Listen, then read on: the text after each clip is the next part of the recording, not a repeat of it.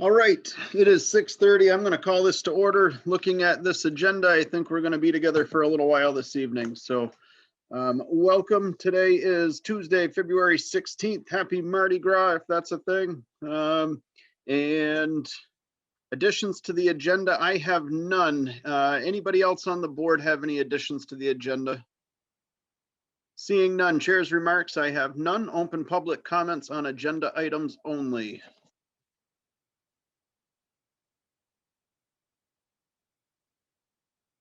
Seeing none.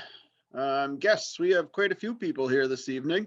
Wendy, have you seen all of the names that are here? Or do you need me to?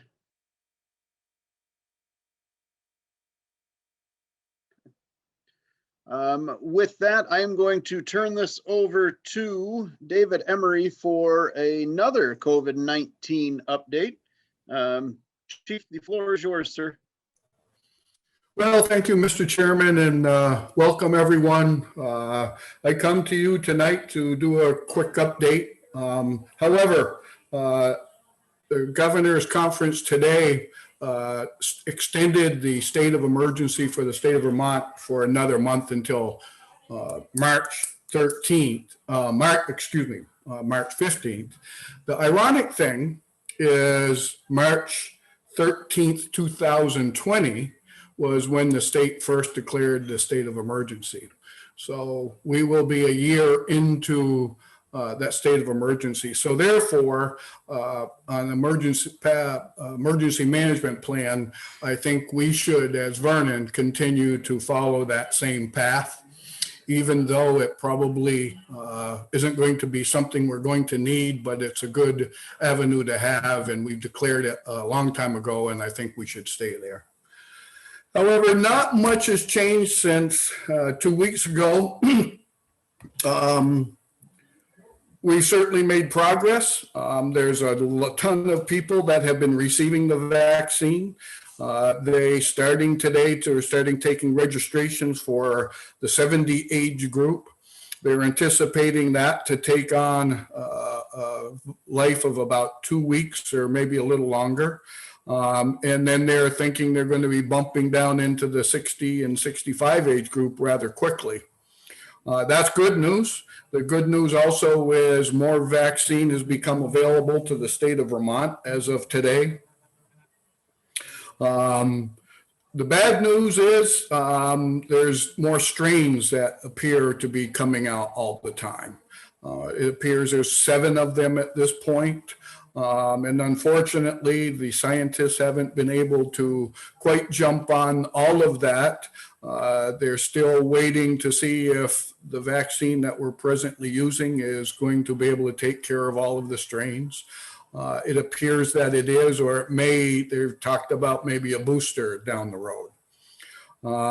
But the good news is the cases in Vermont are declining, with the exception of a few counties that have had special things that have taken place, and they're attributed to a couple of places in Bennington and Rutland County. So there's some question about that, and if you've seen the news about double masking, so the recommendation is if you are going to be in a high-risk area, double masking is certainly appropriate to do that. More of the information is to make sure you wear it correctly. You can't wear it under your nose. That doesn't prove to be too effective. It's going to be over your nose. And somewhat of a seal around your face. And I know that everyone that wears glasses said that is quite a pain because your glasses fog up almost immediately.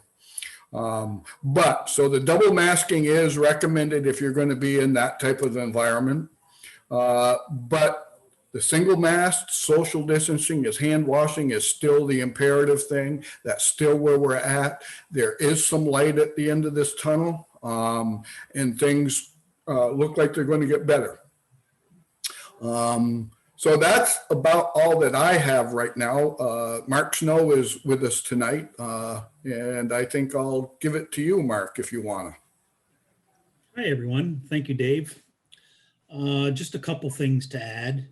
I would like to encourage people to go to the healthvermont.gov/COVID-19 website. That website provides the most accurate information throughout the state of Vermont. On that website, people can also make appointments to receive their vaccinations. They can also find out more information about testing sites if they feel they need to be tested. So I really do recommend and encourage people to use that website. The other method for making an appointment for a vaccination is actually a telephone number. There is a call center. I will provide that number for everybody right now. But again, if you need to use that number, you can find it on the COVID-19 website. And that number is 855-722-7878.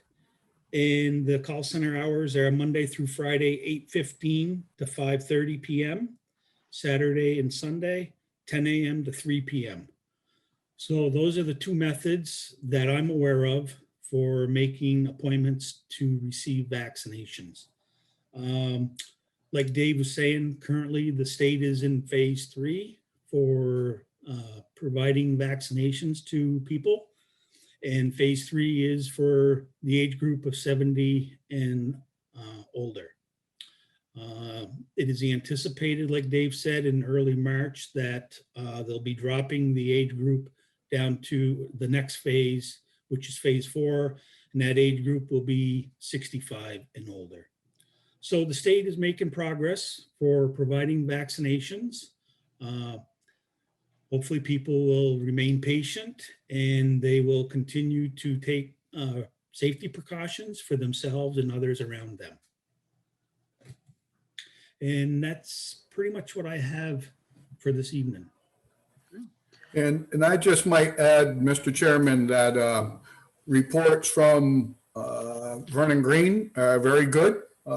Their patients, residents, and staff have been received both vaccines, and they still do their daily checks, and so they're right now okay. And as you know, the schools have their own schedule. They are back a little more than they were the last time we talked. I believe there's about a 4-day window in the Vernon school, less in the high schools, but so far so good. Again, everything is looking positive. Hopefully it'll stay positive, but that's it. So any questions? I have a question about frontline workers. When are they gonna get vaccinated? Any idea? Frontline workers meaning who? The people that that are on the front lines that the state has indicated, like teachers, et cetera, et cetera? I'm talking about the 1B group, like myself. I fall in as a postal worker, but every time I try to sign up, it says not eligible because I'm not old. Yeah, to the best of my knowledge, it appears, Mike, that the age group is going to take top billing for all of the vaccinations. And I think that's where it's going to fall. So whatever group that you may fall in, and I would assume, because Vermont being where it is, that the frontline workers will be very quickly after or in that 65 range. But right now, I don't think there's any indication of separating anything with the exception of the age groups. I don't know. Mark, do you have any idea? The state actually has broken it down into 5 phases. What I mean by broken down is for providing vaccines to groups. Phase 1 was long-term care residents and staff, healthcare workers, and first responders. Phase 2 was individuals age 75 and older. Phase 3 is individuals age 70 and older. Phase 4 is individuals age 65 and older. And phase 5 is people with certain high-risk health conditions. Those are the 5 phases that are shown on the website. What I would suggest is if somebody feels that they're in a group that should be vaccinated sooner rather than later, then they should reach out to the call center to see if anything can be done. Thank you. I'll give them a call because I work in Massachusetts in different unions, so I don't have any Vermont support. Well, on the bright side, you're getting older every day though, Michael, so. Almost there. All right, any further questions? David, Mark, as we talk about approaching the 1-year mark on this, the one consistency that we have had has been the two of you and the information that you guys have brought us every other week. It's appreciated. I'm sure that it's annoying and that you both have better things to do on a Tuesday evening. We do appreciate the amount of information that you continue to bring to us.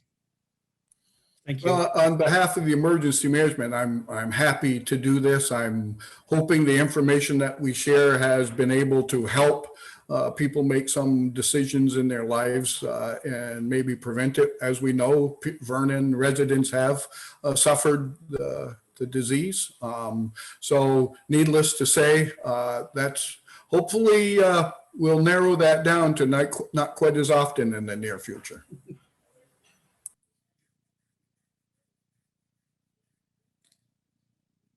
And I would just like to add that this is the reason why you have the officials such as emergency management director and other positions, as well as the health officer. That's what we're here for, is to help the community. Well, it's appreciated. So thank you very much. Seeing no further questions, we will move on to approval of minutes, starting with January 26th. The only correction that I saw on there would be putting interim with town administrator. And that is also the only correction that I had on February 2nd. So unless anybody has any additional changes, we could group those together. On the January 26th, page 2, when we were talking about replacement of the lights, I think we should add in the parking lot lights because it's not the building inside, you know, it's not the lights inside the building. So I think that would be Okay, good to add in.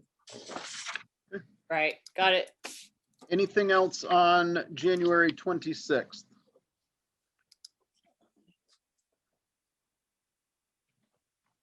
Hearing nothing. Any corrections on February 2nd, other than the interim? COVID, the spelling of COVID with David Emery's report, Yep. and that was, Oh, yes, coived. Thanks. mutation. It's the Vernon variation. There we go. Any further corrections on those? If not, I would entertain a motion to accept these minutes with corrections. So moved. Second. Moved and seconded by Mr. Dunkley. All those in favor, please say aye. Michael, Aye. Jeff, Aye. Sandy, Muted. She's muted, yeah.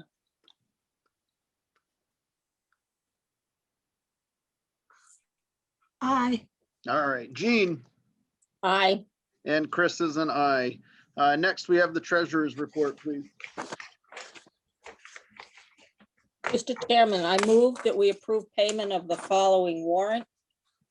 16T accounts payable, $50,012.09.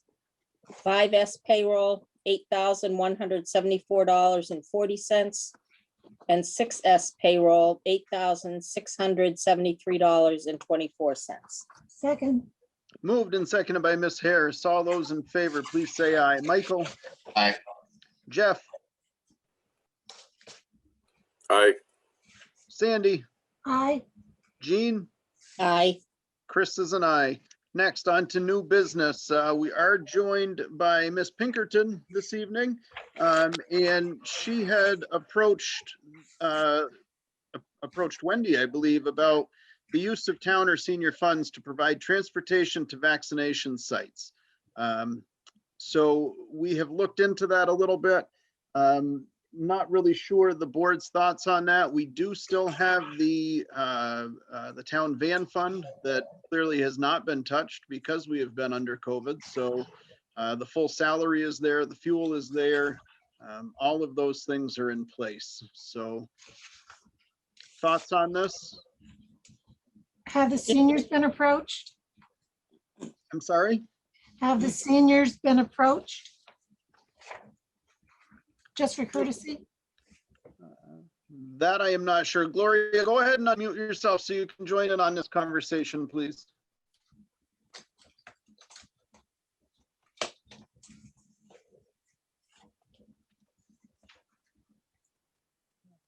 Wendy, do you know if we've reached out to them at all? I don't know. I have not. So here's the thing, if this is what you're getting at, that is considered the town's van.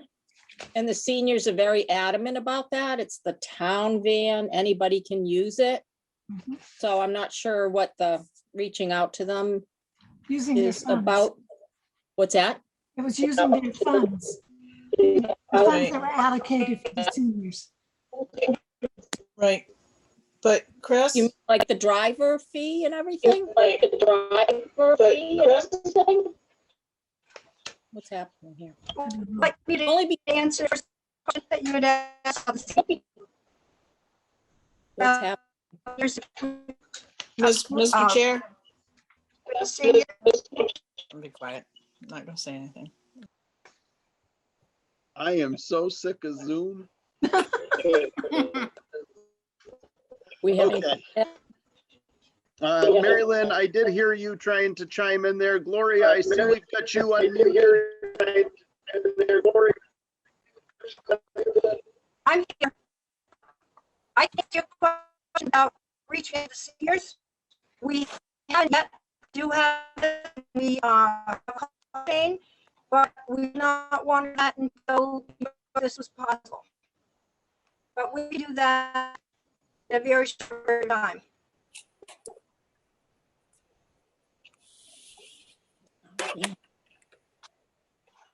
Unfortunately, I only heard a short portion of that. I didn't understand. So in our budget, we have the town van and the driver and the gasoline. It says nothing about seniors. Fine. You know, their money is like that $2,500 that they do what they want with. The rest of this is town. Right. So the seniors used to have on their calendar doctor's appointments. And if they had 3 people that would schedule doctor's appointments, the van would go. So I'm not saying one way or the other. It seems like that this might fall under that category. You could, I mean, it's a 15-passenger bus that they could space out to have the social distancing. Open a couple windows for ventilation like the school buses have to do. And then I would think that would be up to Rita. I mean, whether she felt comfortable driving or not. Right. And I mean, I would think that Mr. Emery and Mr. Snow would need to weigh in on that. But that's, I mean, they used to have that on the calendar, was doctor's appointments for the bus. So just out there. So I would like to, I think because when the appointments set up, a lot of people willing to get so you're not necessarily going to have one right after another. So I don't know if I don't see that there would very often be more than one person who would have the need at a time.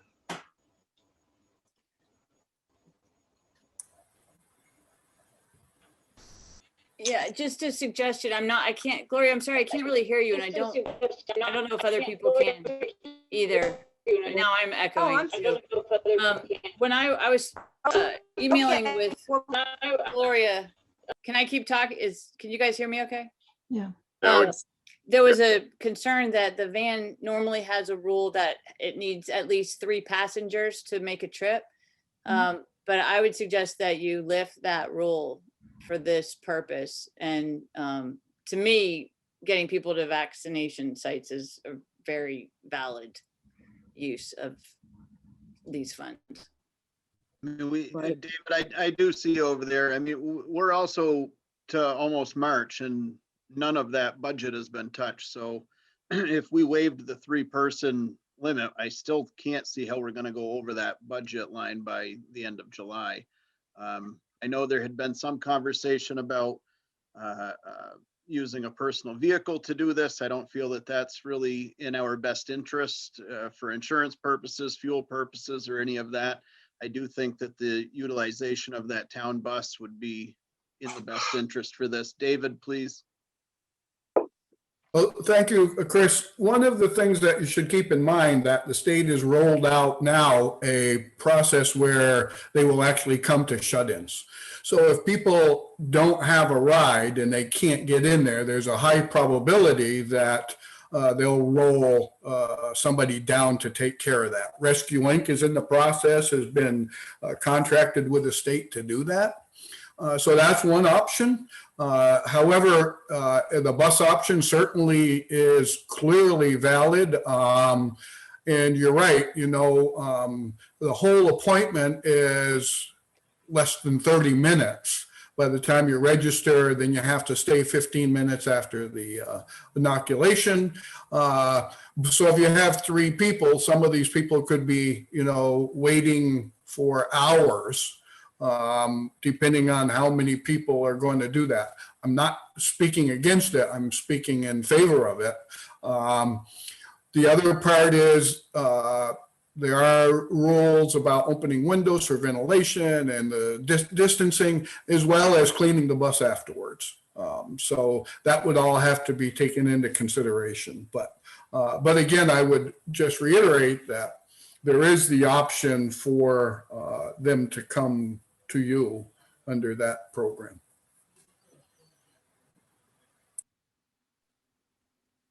Linda, go ahead. We just had ours done and there was room in the registration room for 3 people at a time, evenly spaced. And there's plenty of room in the recovery area where you have to stay 15 minutes in case you have a reaction. And there were 3 bays that you actually went in and got your shot. So there is room. Maybe if the hospital knew the bus was coming, they might be able to make room for them. But I wondered if there were any funds with all this funding that the government's supposed to be doing, the federal government, to help, or in the state says they have funds to reimburse for cleaning and stuff like that. I'll weigh in on that, Chris. At this present time, they're very restrictive on what federal funds and state funds can be used for, and transportation is not one of them. I know that, and then there's a amount that you have to reach before it becomes reimbursable. So I know that Vernon and Cindy's done a good job in doing the paperwork on those. And I know they received some of it back, but to the best of my knowledge, there's not anything in there for transportation. Okay. Any other questions, thoughts from the board?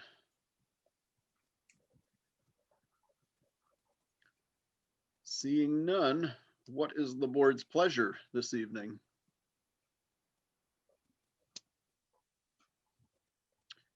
I would like to see how many people really would take advantage of this before we just open it up for one person.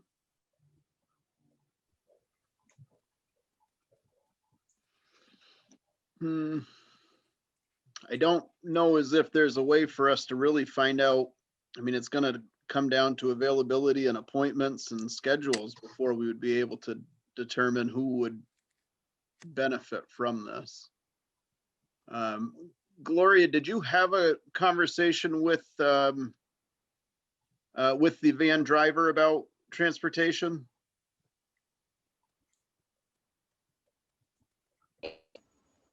Yeah. She mentioned, but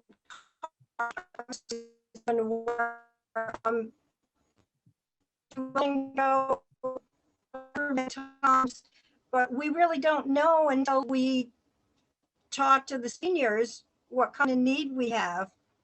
It's not something I can tell you right now. In a few days, maybe, but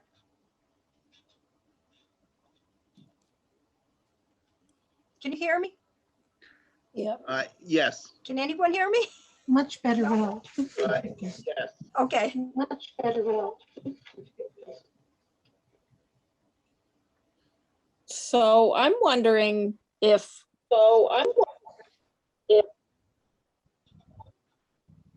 seems as rescue is traveling around, if there are enough people that maybe would go to Huckle Hill and do it. If, you know, or maybe there's a lot of them that live there that are trying to get their shots. I think, Gene, what's happening is with that, you still need to call the state and make appointments, and they schedule them to come to them. So I don't think they're looking for groups. I think they're just looking to, so you would still call the number that is out there to do that. Okay. Mr. Chair, Please. couple things. One is I keep hearing the seniors being mentioned. Well, the seniors 75 and older have been eligible to receive their vaccine, and the seniors 70 and older are now eligible to receive their vaccine. So I'm not sure when people mention seniors, what age group, because seniors are already eligible to receive their vaccines. If they have not been able to have transportation to receive those vaccines, then that certainly the bus would be a valid means of transportation. But I'm just a little confused on, you know, the seniors are being vaccinated now, they're eligible. And I just don't know what there is for a need for seniors at this point. Right. If that makes sense.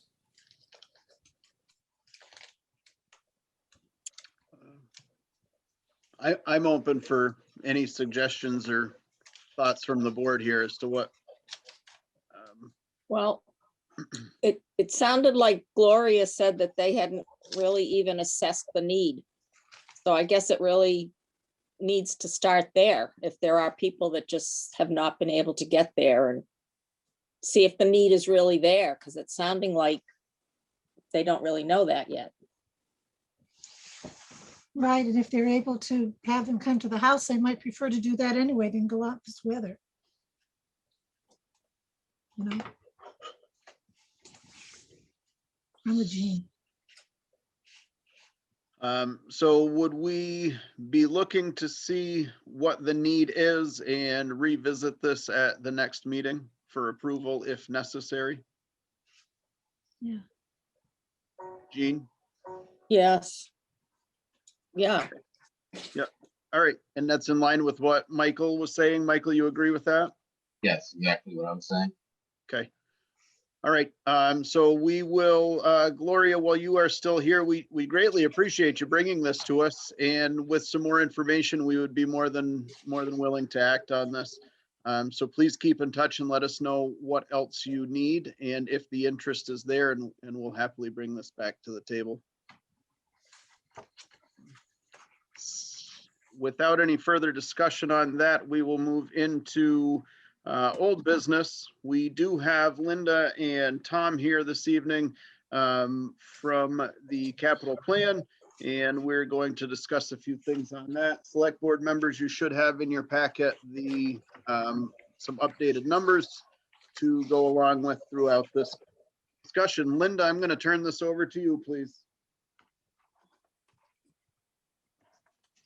Hi, everybody.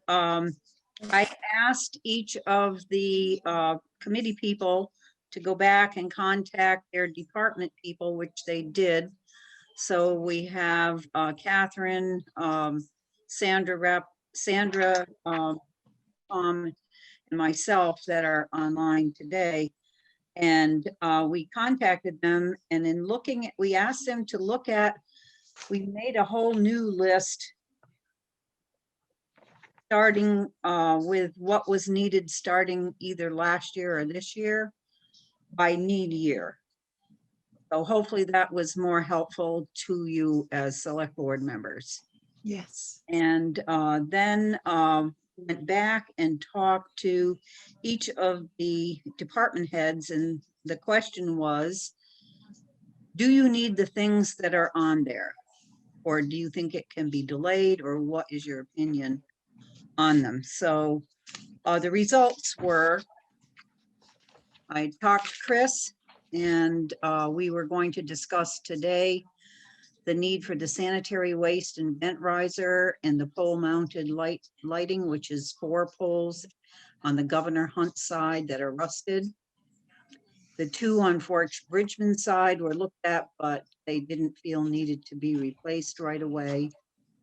So that's one of the things. I talked to David, responded to us and said that although there were items for his department, nothing is needed this fiscal year, that the oil-fired furnaces, there's 3 of them, and he will look at them next year, but not needed this year. The diesel generator is for emergencies only.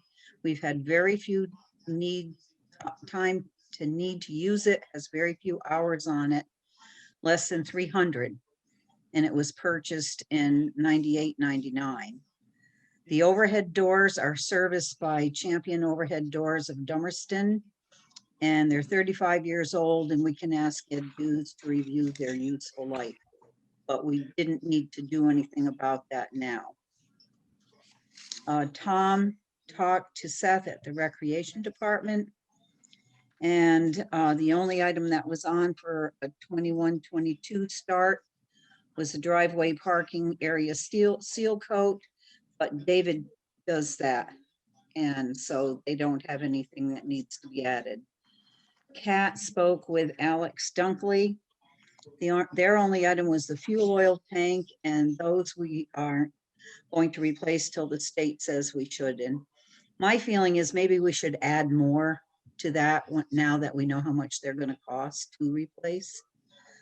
And then Sandra talked with Heather Frost about the museum, and she said they don't expect to have any capital expenditures this fiscal year, but she'll be examining the building over the next season and be sure to list their capital plan items. There were no capital plan items for the library per Gene Carr, and nothing's needed for the North School at this time. So the only things that we would need to discuss is if you wanted to add $5,000 going towards the sanitary waste and vent riser, we need to call in a plumber and see what needs to be done. And $8,835 to go to the 2 years to raise the money for the pole mounted lighting.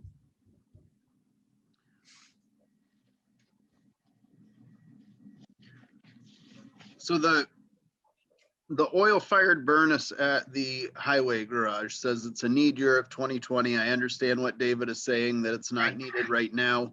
And that's perfectly acceptable. I'm just, I mean, at what point do we put money in there? If he's going to evaluate that next year, then that really puts us out another 3 years with no funds in there if something should happen. And that seems like a risk to me. That's true, but I wanted to ask the supervisors how they felt about it. We could start adding something to it, since we don't have anything set up for the furnaces, or we could call somebody in to have them actually look at them and see what they say. A company that can evaluate them locally. I don't know how much that would cost. We already have some kind of estimates here from the engineers. Right, we do.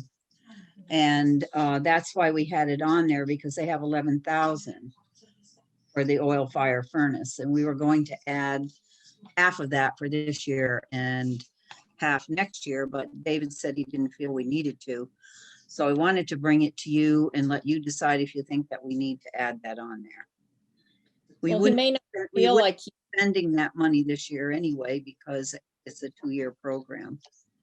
right, and that's the point, in that if he Mhm.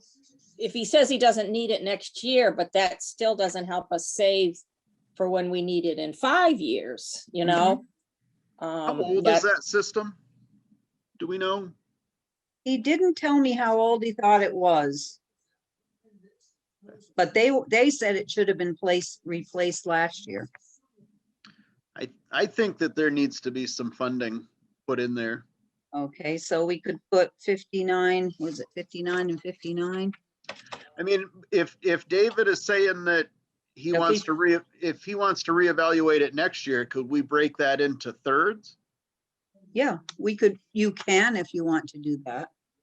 Or you could put 58.50 this year and 58.50 next year, 58.50 next year. I'm open for suggestions from the board. I'd go ahead, I'd go ahead and put 58.50 this year, next year. We don't know how old it is, but if it's fairly old, there are more efficient systems made these days. And So, that's, yeah, I rather- agree with you, Jeff, because there are more efficient systems. The same thing for the pole lighting. There may be better ways to light out there. You know, things have changed, Yeah, and more energy efficient. have somebody come in and let us know what are the more efficient lights. Yes. well, that was the estimate I got, was saying 6 new ones. And of course, they would be energy efficient. And that would have been the 2 out front too. Yep, Oh, yeah. yep. Yeah, Yeah, because he worked on lights on both sides of the building, and they not good. Right. And I am thinking that same way with those lighting, that I don't see the logic behind replacing 4 and not all of them. I feel like we're just delaying the inevitable there, and we should really put a number on replacing all of them. And to what you're saying, Linda, if there may not be a need for 6 of them, the newer lights may be brighter and better, and we may only need 4 for the entire complex. We're not sure yet. Exactly. Not knowing, I don't know anything about lighting, but a company who knows if there's more efficient way to light that area and what types of bulbs you'd use. And there's all different things. Agreed. Energy efficiency. So I think that we need to put something aside for that too, and we can still continue to work on maybe a better estimate or additional estimates on that. But I think there should be some funding in there as well. Jean, what did you have for a figure? Because I don't have that with me. Okay, so, and actually, this estimate has already died. Yeah. $9,175 was, that price was good for 7 days. So you go a couple years down the line, you'll be more than that, you know, you'll be over 10,000, I'm sure. So would you like to put 5,000 in this year? Or would you like to put in more than 5,000?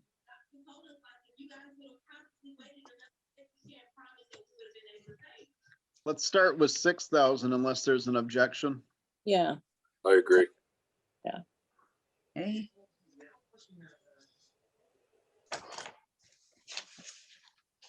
And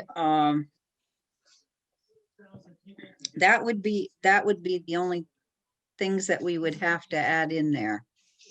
Now, Linda, on here, we have the 3 separate underground fuel tanks, all with different prices, but we only have 25,000 over there. Should we be, We should be saving more money. We had started to save more money. We had started with 15, but then the board cut it back to 10, so we put in 10. And I think that we should be maybe even doing 20. I don't know how long those are going to last. They're a funny thing because I know when I asked about my own in my own cellar, he said they can test fine this year and next year they can be faulty. So unless David has more information from the state, which I don't have, maybe David has more information from the state to let us know for sure, but we should probably put at least the 15 that we are originally going to put, we had figured we would put in every year. yeah. Jeff, Sandy, Michael, thoughts? 15's fine. Yeah, Yep. Yes. So we'll change the 10 that we have on this year. We'll change that to 15. And then the sanitary, I can add the 5,850 for the furnace, the 6,000 for the lighting. And I really don't, as I discussed that with you, Chris, I'm wondering if that's like that pipe that I have running out of my bathroom to make sure there's no fumes coming from the septic area or whatever. I really don't know what that is. Does anybody know what that is? Well, would it have anything to do with the mound system? Because that's what we're on here at the town office building. It may very well have to do something with that. Did Mark leave? He would probably know about that. He's gone, I think. And that, I'm thinking that that's what they might be hitting, going for. Right, so I would put the $5,000 in there for that because they have it as $10,000, so it'd be adding 5,000 for that. now, because we have until May for this, we can put that in there. We could change this at town meeting if we needed to, if we were to have somebody come out and take a look at this and say yes or no one way or the other. Yep, we can do that for any of them. Okay. Have Wendy, I somebody see her come hand. and- If we have money to have somebody come, it'll cost money to have somebody come and look at these things. And if there's money in the budget to do that, they don't have anything except for the fuel tanks. There's no money in any of the capital plan budgets for any of that. But I don't know if there is in the select boards and department budgets to do that. But if there is, that would make sense to have a new lighting and ask them about the new efficient lightings and make sure, I didn't know there was a mound system, so thank you for that, Jean. That's why we have the hill out front here now. Oh, Well, It really? wasn't always that way. On the lighting, could we not just draft up an RFQ for that? And get 3 of those back, and that would satisfy that, wouldn't it? We don't need to just have a company come out and give us random ideas. Right. Yes, Okay, so there would be no cost in that. So the only cost I see in gathering more information would be for that vent riser, having somebody come and take a look at that. right. And I'm sorry, and the oil fired furnace. furnaces, yeah. Okay. Okay. David said there's 3 furnaces. He doesn't know where they're getting the 7,000 gallons unless they're combining all the furnaces. There's 3 of them 3 of them where? At the at the highway garage. garage? Yeah, Oh, that's what he said. So, And they I'm may sure be, they're very maybe efficient combining down them there. all. Well, you know, like David said with the, There's probably bay heaters and a building heater. probably because it's a big building and they work in different areas. And as he said, with the emergency generator, the reason it has no time on it is when we haven't had very many storms that we've lost our electricity. And when they leave the building, they don't leave it running, they turn it off. So as not to waste the diesel fuel. So, and heat the building. They're very, very considerate of spending town money as far as taking care of the equipment and doing that type of thing.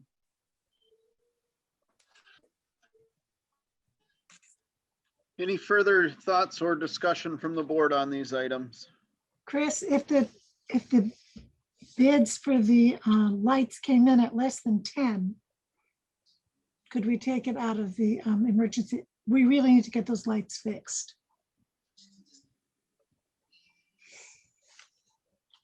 It can't come out of the emergency capital reserve unless it's 10,000 or more spread over 2 years.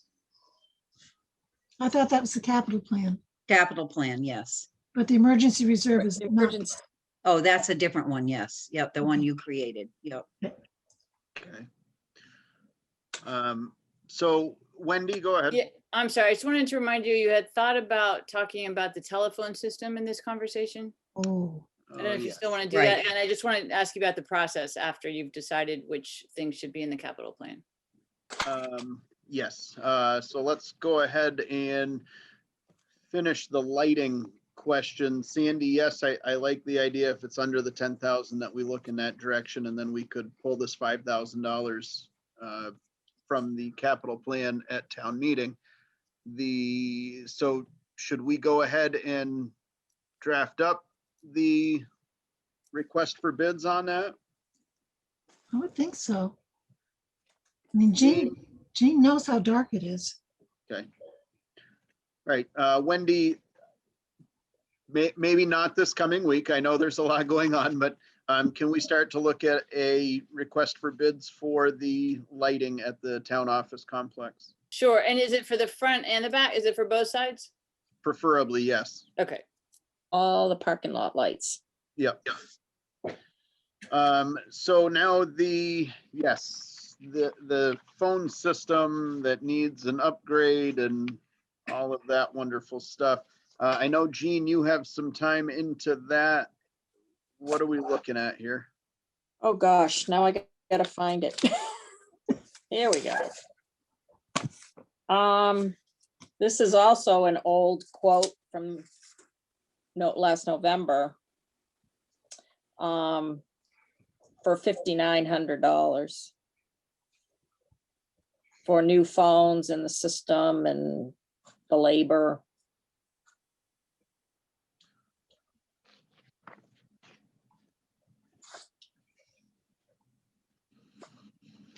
So I don't think that's, ever going to be a capital project. Okay. All right, well, I guess that won't be going in here then. And Jean, that was for all of the offices, including the library, correct? Yep, 15 phones in the building. As far as I could count. Hopefully I counted them all.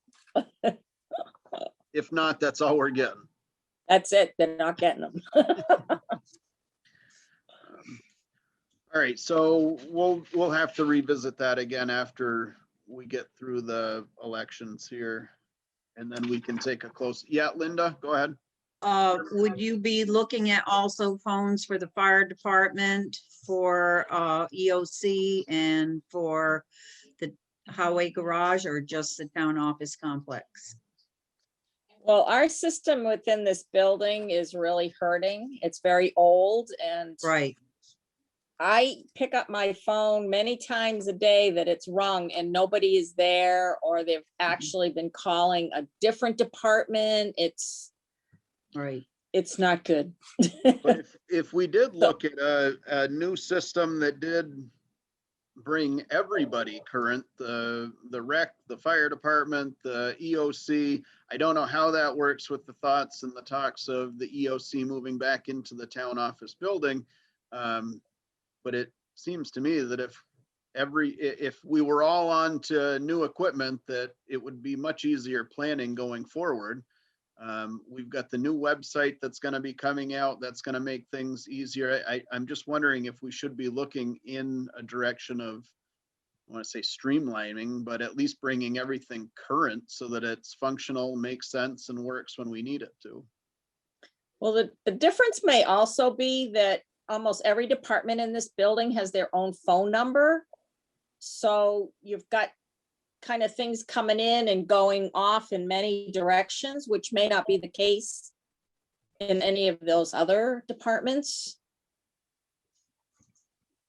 It's true. you know. I think it's worth looking at with somebody Yeah. that has more knowledge about it than I do. I don't know anything about computers or technology or any of that. Mary Lynn, I see you waving at us. Chris, a bunch of years ago, when we looked at the phone system, because everybody was a sovereign entity and doing their own thing.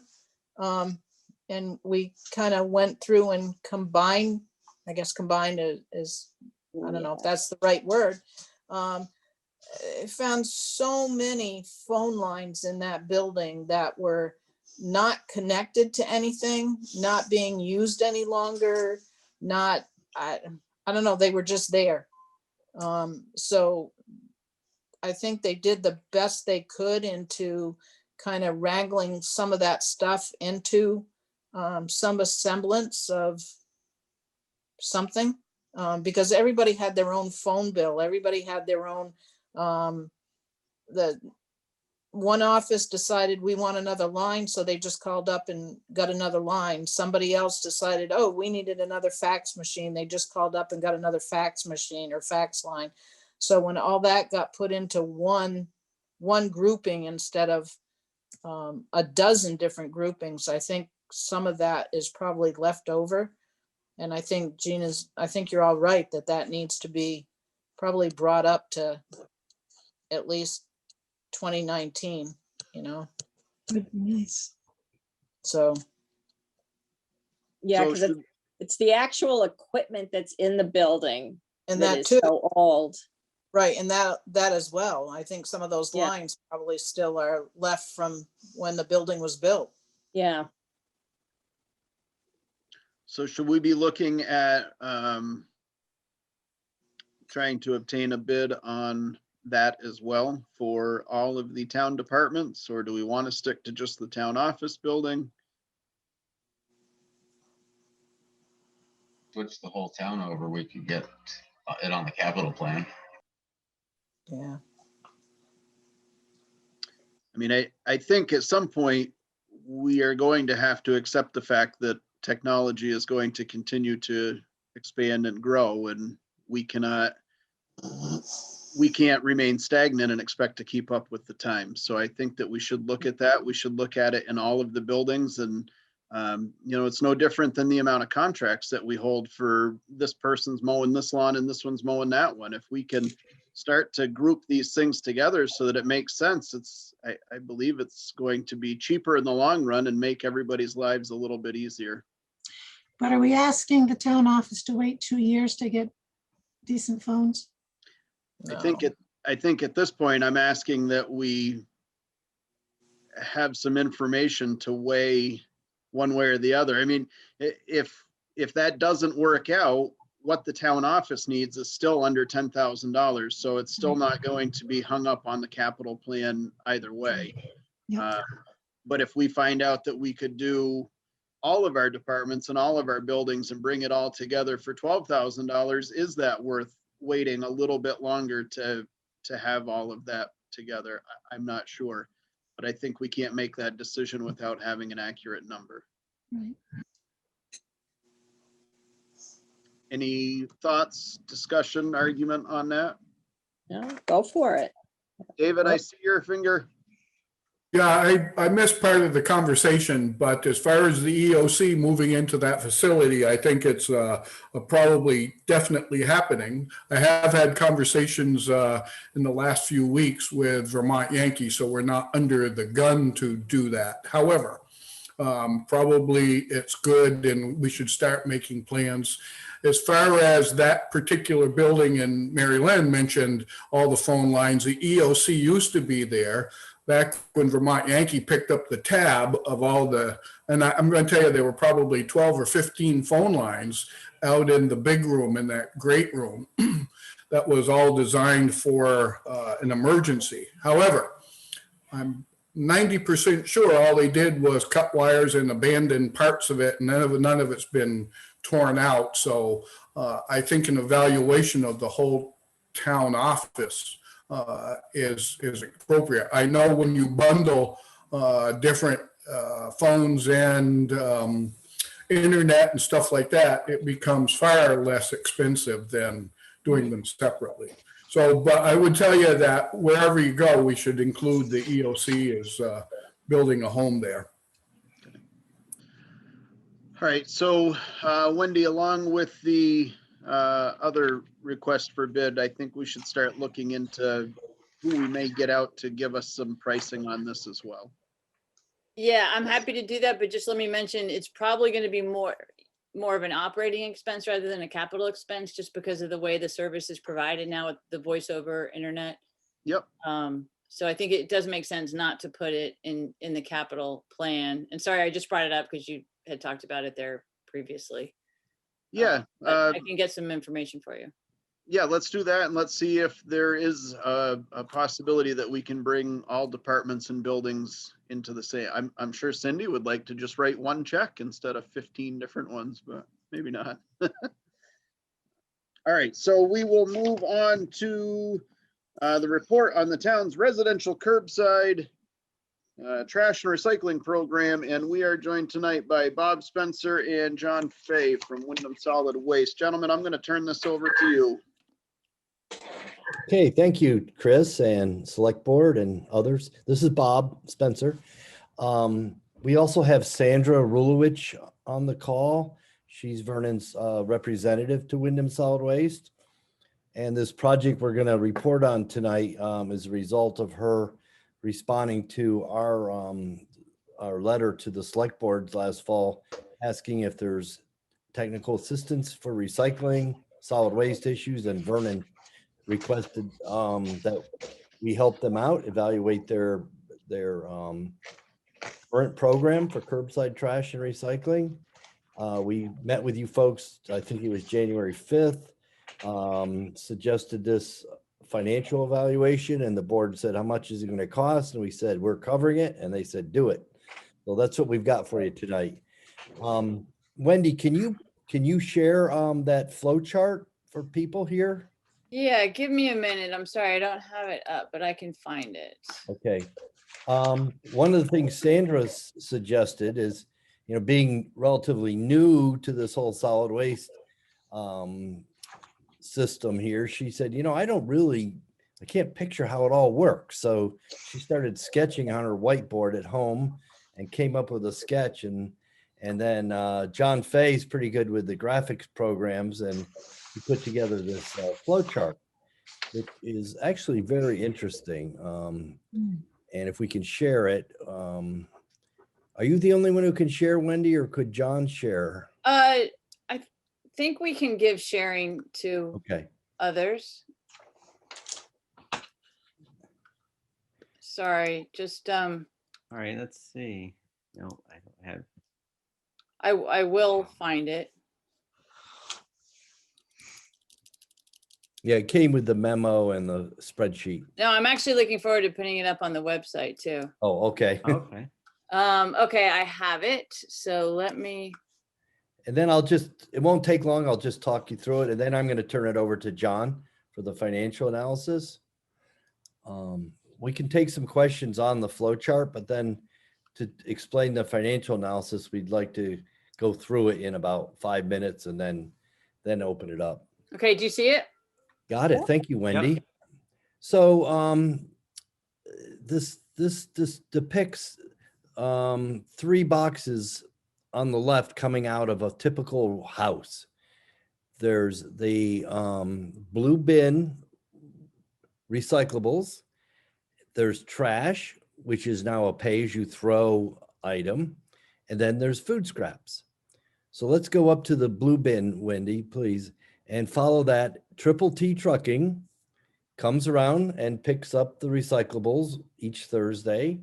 They then take it to their transfer station, which is a sister company, technically, Brattleboro Salvage, who then loads the recyclables from Vernon along with other sources into very large 100 cubic yard trailers and haul them to the Casella Material Recycling Facility in Rutland that Wendy's showing you. They're sorted into many different varieties, and they go to markets all over the country and the world, and they're turned into other products. So then let's go down to trash. Again, Triple T is collecting it on the same day, Thursdays. It is going to the same transfer station, Brattleboro Salvage up on Vernon Road. And then this trash currently is usually going to a landfill. And it's typically the Coventry landfill up on the Canadian border. In a landfill, we depict what happens to trash.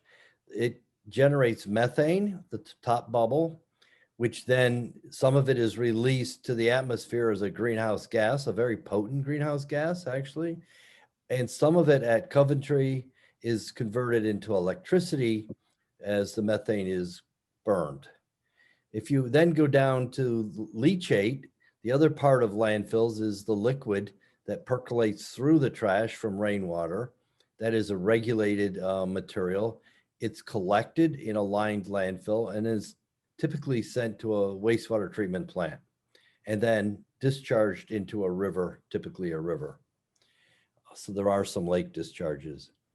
So that's the fate of recycling, fate of trash. Now we'll go down to the food scraps, which in Vernon, we all remember included soiled paper and pizza boxes. So it wasn't just food scraps. We had a drop-off area, the top box, Wendy, that at the highway garage for 12 years. Then that food waste was collected weekly by Triple T. And for most of that time period went to Martin's Farm for composting in Greenfield. Then that is converted to a soil product in Greenfield. We also now have residents, since the food waste dumpsters have been removed as of August, residents are bringing their food scraps to Wyndham Solid Waste. And so part of the food waste is processed up on Old Ferry Road and also turned into a marketable soil product.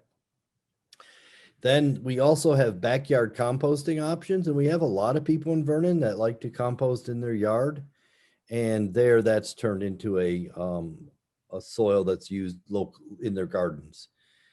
So this is really, we did this just for this project to show the pathways for these various materials. Does anyone have a comment on the flow chart? We just thought it was useful to illustrate what's happening here. I do. Sure, Sandra. It was your idea, Sandra, so take it. Well, I just came up with a rough drawing and I handed it to John, and then all 3 of us worked on it. John had the skill to make the chart. Every week at our meetings, we went over it again, and it just got better and better. So I want you to notice that the food scraps at this particular time, some of them are also going into the pay-as-you-throw bag. I've had a number of confessions and I will not tell where they came from. But, you know, for some people, it's just, they just can't manage something else. So it's not that they want to do it, but it's what works for them at this time. So that is the piece that we've lost right now, is the collection option. And we're going to talk a little bit more about that when we do our analysis. Well, So- this is Sandy. You've got Yes, Sandy. you got Casella also going to the landfill. So Yes. all of the recyclables don't go into remanufacturing. Correct. There's at least 6 to 10% that typically, I didn't point that out, thanks Sandy, that is not marketable trash Okay. that people put in, and Oh, okay. there's certain commodities that just don't have a market. So some portion goes to landfill. Thank you. So let me turn it over to John Fay, who started working with us in September. He took Athena Bradley's place. Athena's still working with us as a consultant on some projects.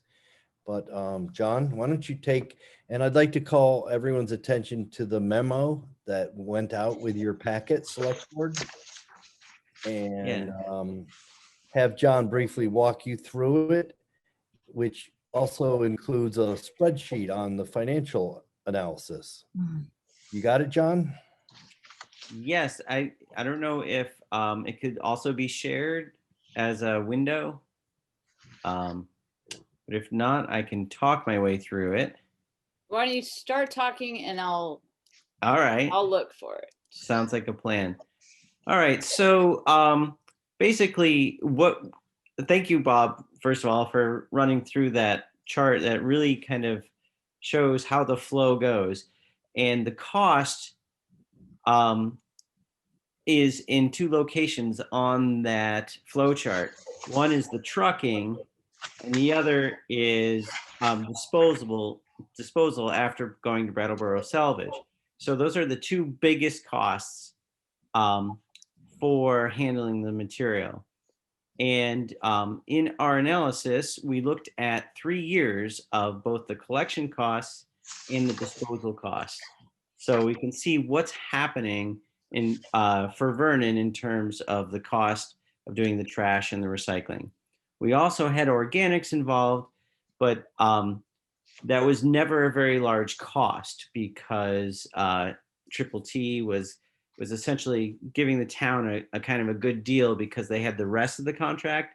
They said, we'll take care of these bins at the town garage at a very low cost. So organics really didn't play into the size of these budgets. But we have 2 summary charts on the curbside analysis. Oh, that's the, all right, I see you put that up. That's the, It's not the one that you want. yeah, do you have the memo? This is all the background that we kind of put into the memo. This is the real details. But you can see, looking at this spreadsheet, that we have trash in black, recycling in blue, and organics in green. Which, by the way, is the state's color-coded system for those materials now. Right. So the big takeaway is that tons of trash being collected curbside is decreasing, and its cost is decreasing. Whereas recycling seems to be holding steady. There it is. Excellent. You can see these 2 charts with the black and blue bars. The one on the left is the amount, the tons. So you can see the black is the trash is decreasing over the last 3 years that we analyzed, whereas the recycling is more or less steady. And the cost, though, is a different story. We've got the trash dropping significantly while the recycling is increasing significantly. Now, part of that is due to the fact that Triple T was charging a lot for trash collection and not much for recycling collection. and that was not reflective of reality. So they essentially switched those two costs, and now recycling is more reflective of the increased cost to collect the recycling, and the trash is less costly to collect. So they kind of did a reallocation, an update to that. So that contributed to this trend of trash going down and recycling going up. But the other thing is that recycling markets are not doing very well at the moment. So the cost to handle the mixed recycling has been high in recent years. So that shows in this graph. But at the end of it, Vernon has an extremely high recycling rate, and it exceeds the state's goal of 50%. People are recycling actually more material than they're throwing in the trash in the curbside program. So that means you have a lot of residents that are actively recycling and trying to reduce their waste. So we see that as great positives. So that's kind of where we are. And we have, like Bob outlined, the issue with the organics. That's kind of what appears to be Vernon's biggest challenge at the moment.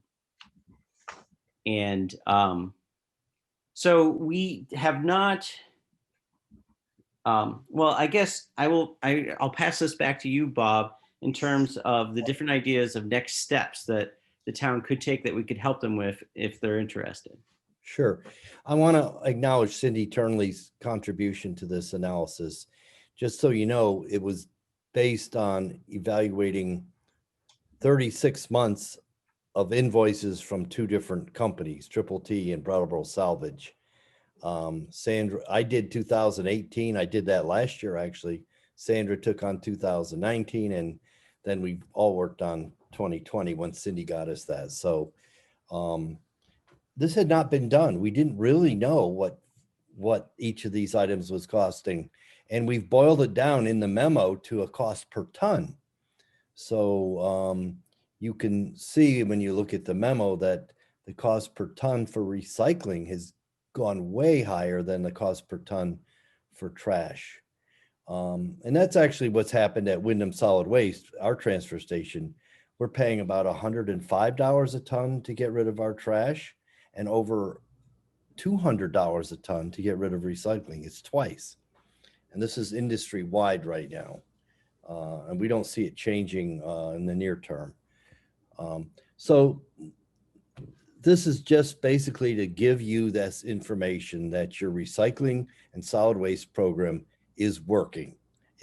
I have to attribute the recycling participation to pay as you throw. If you got to spend $4.25 for a bag, you think twice about putting a recyclable in it. And it does work. And people don't want to recycle. They can pay and put it in a bag. There's no police enforcement of that. So it really shows pay as you throw works in Vernon. We also know, and this came out when we had a solid waste committee last summer, that a fair number of residents only put out recycling. They have other places to get rid of trash, whether it's through work or relatives or whatever. And so it's somewhat skewed towards recycling. When you drive around Thursday mornings, you'll see many, many houses with just recycling and no green bags for pay as you throw. We don't know what percentage, but so that's another factor. So the next steps, and then we did touch on this, Gene and Sandy in January said, what do we do next? We're going to get all these numbers. We would like to suggest, and it's up to the select board, since there is no current solid waste committee, that we do a review of the pay as you throw program. The solid waste committee started on that this summer. They actually, if you recall, suggested to the select board that the price for the small bags be reduced to encourage more people to buy those. We had an excess inventory, and we thought more people would buy small bags and help offset a deficit that was created when the program started. And there's really been no tracking of that program since. And so we would, if you agree, we would work with Cindy to find out how to better evaluate the pay-as-you-throw program. Under Vermont's program, the state recommends, I don't believe it's a mandate, but recommends that the pay-as-you-throw bag price cover the costs for trash collection and disposal.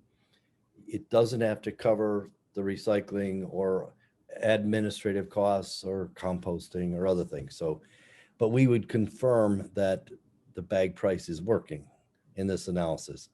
The numbers Cindy gave us, we're pretty sure that with 70 some 80, maybe 77, 78,000 hours worth of bag sales last year, and the trash collection and disposal costs around 75,000, it appears that the bag sales are covering that, which would be good news.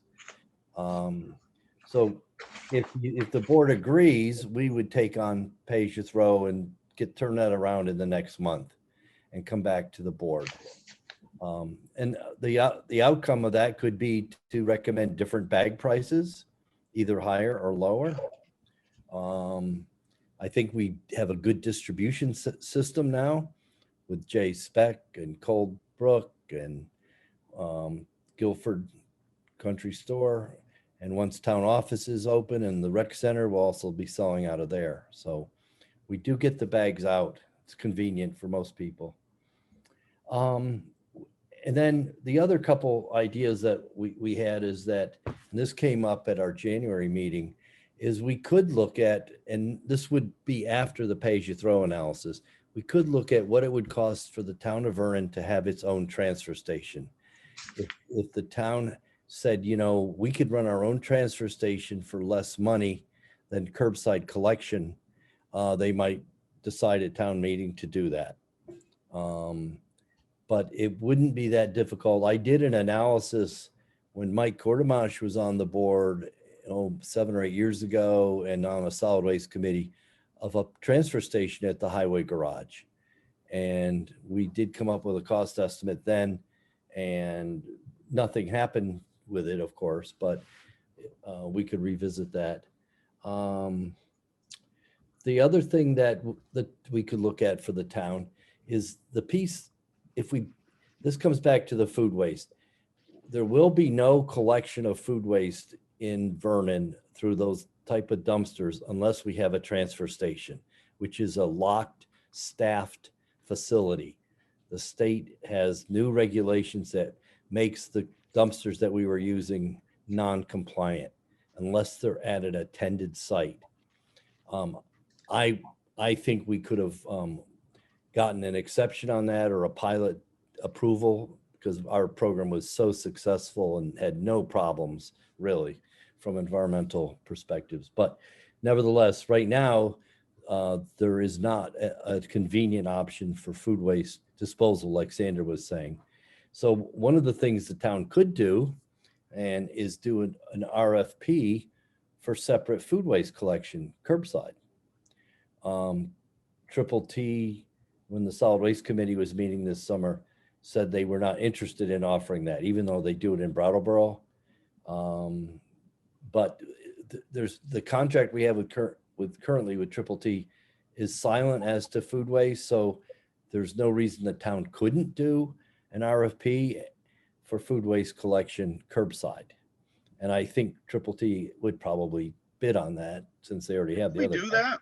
Didn't we send that out to Good Enough and we sent that out to Triple T and absolutely nobody responded with any interest in doing the curbside pickup? It wasn't really an RFP. It was more. It was. It was? It did go out? It was broke down into the Okay. curbside recycling, the trash pickup and the food scraps, and not one person responded with any interest in the food scrap. I'm also curious if there's any movement at the solid waste level that is trying to ruffle some feathers with the state legislatures that have decided to shove this down our throat with no funding. Because here we are trying to find out how our residents are going to fund an additional service in this town based off from a law that the state has passed, yet they don't want to assist us in any way with this. So I'm curious if organizations like Wyndham Solid Waste has had any influence or any push or any conversations about state funding on this.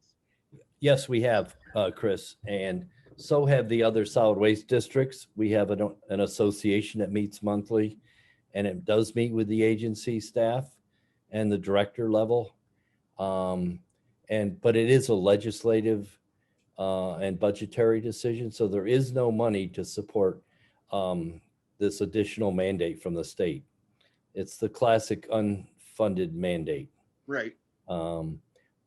There are some grant monies that we're going to apply for to buy some infrastructure for the district. Some dumpsters and things like that, but it's not to fund a program. So since we did the RFP last spring, Chris, almost a year ago, there are 2 companies now collecting food scraps in Windham County that are just dedicated to that business. And they would be interested in bidding on the Vernon residential collection. And who are they? Because we do have a company that is available and they deliver the buckets to residents' houses. If you want to utilize that, they come and pick it up and drop off a clean bucket. Is that one of those programs? Yeah, that's Circle of Life, I Right. believe. And we have a decent number of residents that are utilizing that program already. And it's a subscription service. People can sign up just like they might hire their own hauler. Yep. So yes, and then there's another company out of Keene called Elm City Compost. They've been in business 3 years. They bring both Circle of Life and Elm City bring their food scraps to Wyndham Solid Waste.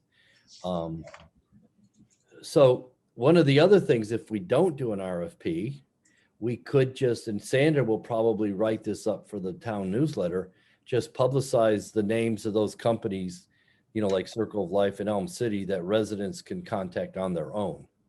But the difference would the town contract with someone to do this? And just like they contract with Triple T for trash. So my point was that could be another technical assistance thing we could do for the town. But I think it's a little further down the road. So I'm suggesting that we do the pay-as-you-throw analysis in the next 30 days and come back to you guys with that report, and then discuss whether we want to investigate a town transfer station, even spend the time to do it.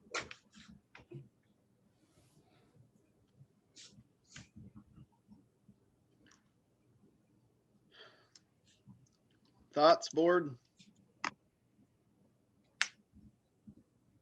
I think that's great ideas to do those things.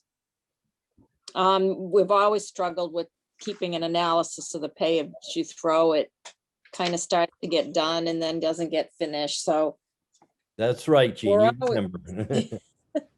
we're always struggling with what that program is doing. So this sounds really good, I think, to be sure we're on track with that.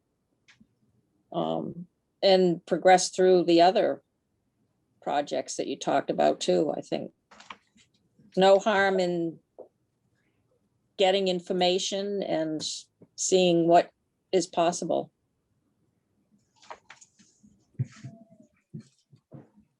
I guess I'd like to go back to the cost of the recycling program. So it costs the town $200 a ton to get rid of recycling versus $100 for trash. Am I understanding that correctly? Well, that was Wyndham Solid Waste. The numbers are actually a little different based on the memo. John, do you have those figures in front of you?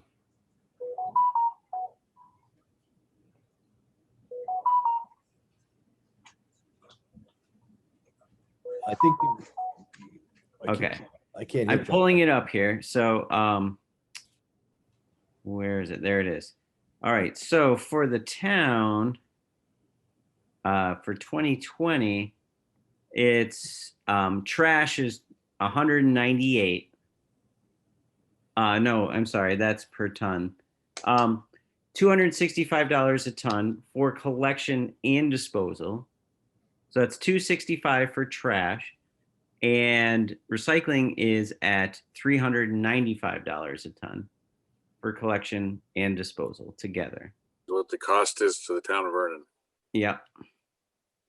So it's a It's- significant, it's yeah. significantly high, but that collection costs are notoriously high. And so obviously there's residents and taxpayers who do not buy trash bags and get free recycling service. I don't think we can keep doing this. We'd be better off putting everything into the trash and not recycling. Now, legally, I guess I don't understand. I mean, the state of Vermont is forcing residents, municipalities to recycle. You're right, Jeff. That's Yep. the state law. You go across the And river. in New there's Hampshire- no, yeah, this is another one unfunded mandate Yep. that the state imposed upon residents and taxpayers. Yes. So how do we get out of recycling? How do we minimize our costs to get rid of trash and recycling and scraps? Well, I mean, the real way for a town to do it is you just get out of the business altogether, like Guilford. Just say we're done with it. Yeah, we're just done and everyone's on their own. Yep. And so that would be $150,000 a year less out of our town annual appropriation. But that's the simple answer. I like simple answers. So then it's just what does Vernon as a town, is all the residents getting together? Do they want that service? Is it worth it to the I mean, people? it's just ridiculous to pay that amount of money for recycling, something that's supposed to be good. And then half of it's going to the landfill anyway. Yeah. Or Nah, less than 10% 10%. or whatever. Less than 10%. Yeah. Yeah. Some of it, a little bit of it, but still. So, I mean, you're paying $400 to get rid of some stuff that you could have get rid of for $265. That's right. Okay. Thanks. Thanks for explaining. I mean, there are lots of positives to recycling. It supports a lot of markets in the US and a lot of businesses. Yeah, but it But if costs you look at the nuts and bolts, money Jeff, to yeah, support those businesses. It should be self-supporting. I right. mean, The paper industry, do they really need it? I don't know. right. Right. I mean, they ought to pay. You know, if somebody's getting an advantage, they should pay for it. Not And like the put it on people that are back of taking the food taxpayers. scraps and turning it into compost and reselling it to people. It's almost like that should be a free service. You get to drop it off and somebody makes money off of it. Well, that's compost is the only recyclable material that stays local. We have no idea where all the bottles, cans, and paper and everything goes and what it turns into. Somebody else makes money off of it, They do, actually, not us. not us. So why couldn't somebody like Vermont Mulch start a compost section down there? Residents go there, they drop it off, they turn it a bunch of times, and then they put it in a pretty bag and they sell it back to us for however much a bag. What's stopping a business from doing that? Nothing. It's a very viable option legally, but it's a business decision for whoever makes that decision. I have talked to some other people in Vernon about that, Chris, and there is some interest. A couple people saying, why don't I open a compost site and let people come here and take it for nothing and I'll turn it into dirt. So it does have some potential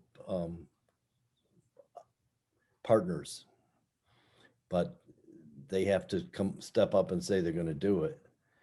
Wyndham Solid Waste is not going to open another site. You know, we operate our site. I am looking to find another site because we've hit our permit capacity.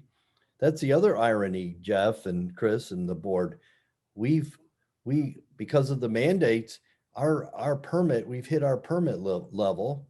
And to go to the next higher permit level, there are such expensive requirements that my board says, forget it. So again, the mandate is there and not funding to help us implement a new facility, unless I find a whole nother site and start over, which is what I'm looking at. What if we take the town sand pile and get rid of that and we turn that spot into a compost bin? Can we do that?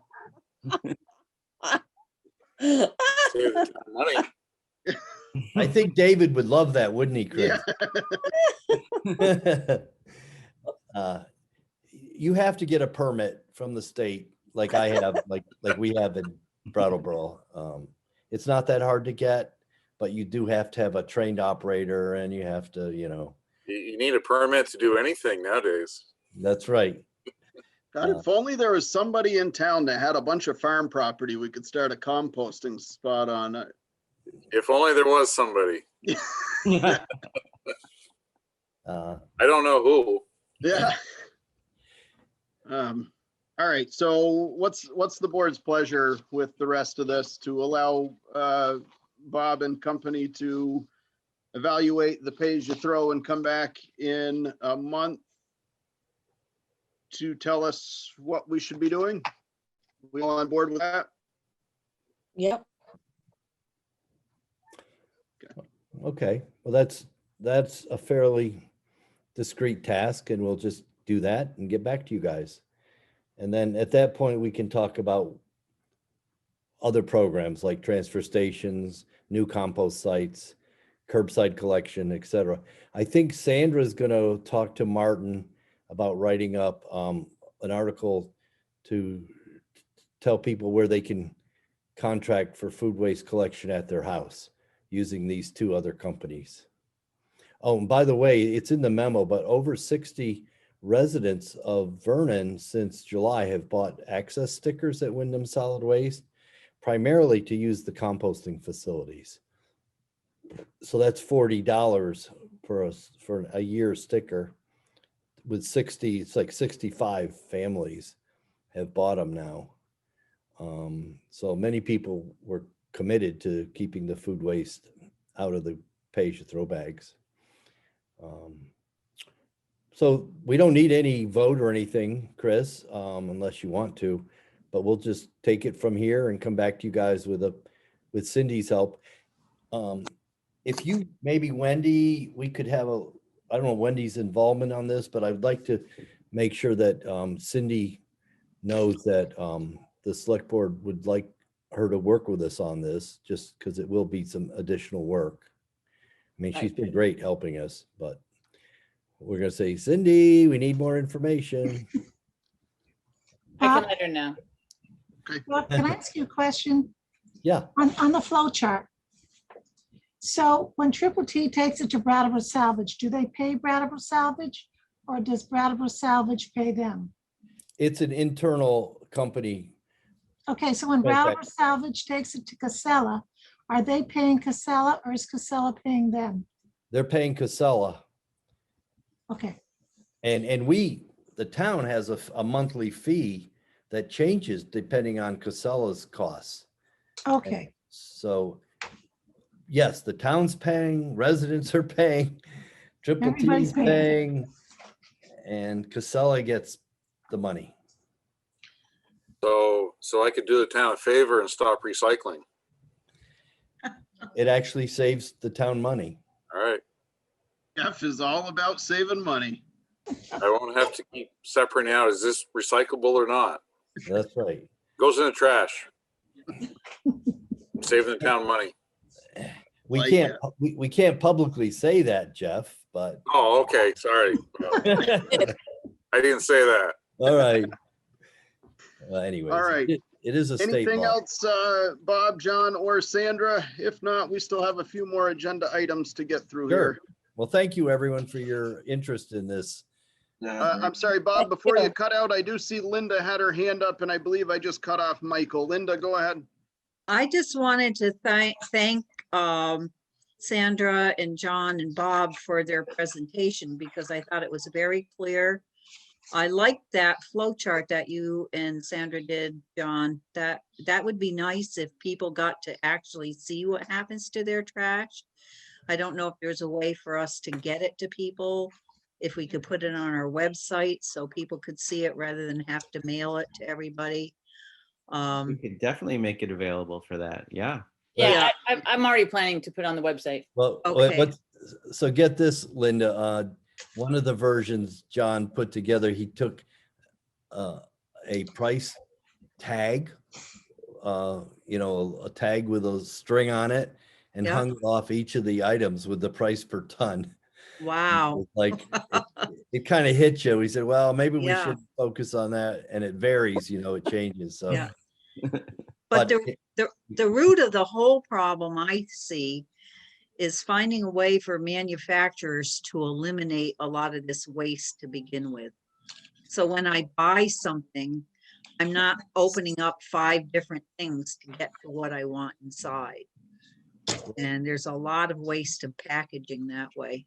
there are a lot of initiatives underway throughout the world, frankly, to reduce packaging.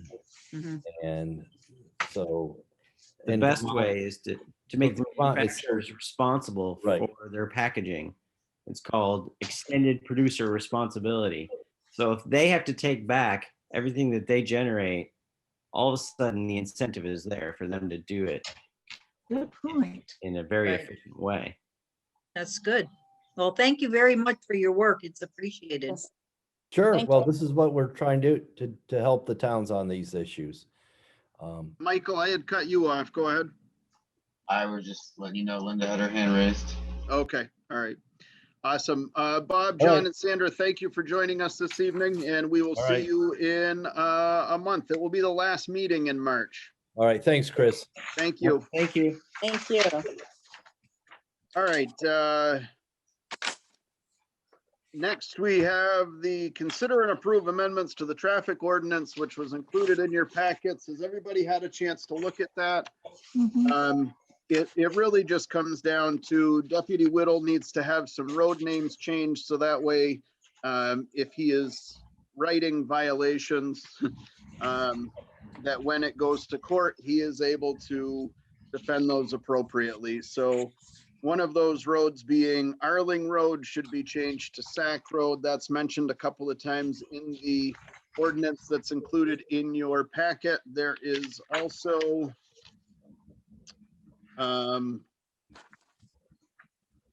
under the speed zones, 35, 36 has been added. That's Hemlock Road and Aspen Lane, both for the entire length.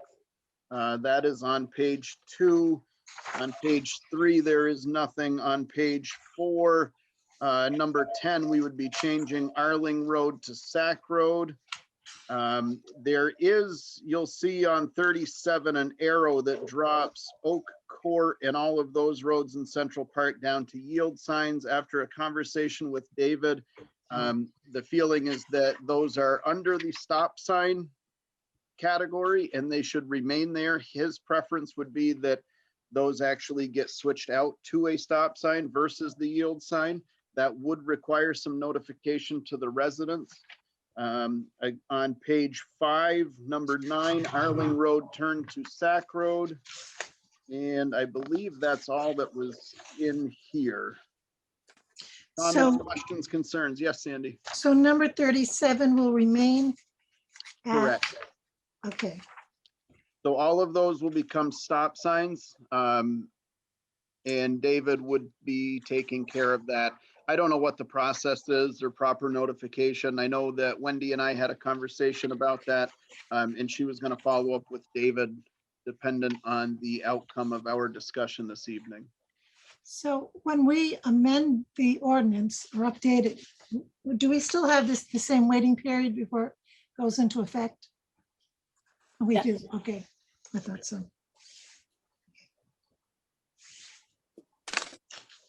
I would make a motion that we accept the ordinance governing speed limits with the changes as presented as of tonight. Second. Moved and seconded by Mr. Root to do all of this ordinance on the speed limits, stop signs, and yield signs that are listed here. All those in favor, please say aye. Michael? Aye. Jeff? Aye. Jean? Aye. Sandy? Aye. Chris is an aye. All right, so we're all set with that. I would like to thank Deputy Whittle for his work on that. He's been working with Wendy over the last couple of weeks to get that squared away, as well as David Walker. Appreciate the time on that. Number 4, amend select board budget proposed for 21-22 if necessary. Wendy, do you have anything on that that we should be aware of? I think you should do it at another meeting because that was put on the agenda to make amendments that would be necessary for the capital plan. Okay. You did make changes to the capital plan, but you didn't vote on it, and I think that's fine. But after you vote on the capital plan changes, then you should change the budget, and we have time for that at another meeting. Roger that. So we will table number 4 for the amendment of the select board budget. Next, Ms. Harris, could you please get us into executive session? We would be asking that our interim town administrator, Wendy Harris, as well as our rec department director, Seth Dio, join us, please. Okay, Mr. Chairman, I move that the board and our interim town administrator and our recreation director go into executive session on the appointment or employment or evaluation of public officer employee per 1 VSA subsection 3133A3. Second. Moved and seconded by Ms. Cart to enter executive session. All those in favor say aye. Aye. Aye. Aye. Aye. We are in executive session at 8:11. I'm going to switch. All right. We went into executive session at 8:11. We came out at 8:42 PM. No action was taken. And on that, we are into public participation on non-agenda items only. Seeing none. Town admin report, please. And this can be very quick. Website should be up later this week. And I'll send a link to the board before it goes live so that you can get a preview. And I'd be happy to talk to any of you about it. Just talk you through the process. It's going to be not completely finished, but it'll be a good, solid official website, which will be good. Great. And then the town report is at the printer. It's going to be ready tomorrow morning or Thursday morning. I'm coordinating with the school district to make sure that they have what they need. And again, I'll get that to you guys as soon as I have it. So really, that's it. Thank you, Wendy. Perfect. Upcoming meeting. Our next meeting will be the organizational and the regular meeting, which will be Tuesday, March 2nd. It is here at 6:30. I would say that that will be at least 7 o'clock, but Yeah, after- the polls go to 7. Right. And depending on who gets elected, whoever is elected has to have an oath. Right. Do we want to change that to 8 o'clock or leave it at 6:30? The easy way to do it is immediately after ballots are counted. Okay. All right. So change the wording to immediately following counts. So Yeah. it wouldn't be before 7 though, right? I could put that in Right. there. Right. All right. I would take a motion to adjourn. So moved. Second. Moved and seconded to adjourn. All those in favor say aye. Aye. Have a good night, everybody. You too. Night.